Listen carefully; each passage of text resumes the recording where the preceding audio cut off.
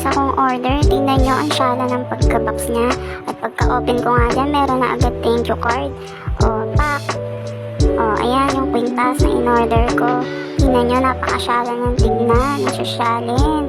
And syempre, meron pa dyan pakabog. May pasabog din siya sa loob kasi pwede mo siyang palagyan ng picture. O, tatry na nating suotin para malaman nyo kung gaano kagandang tignan.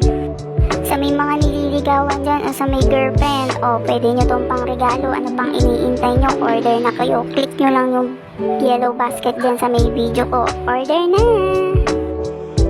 O, dyan pakabog.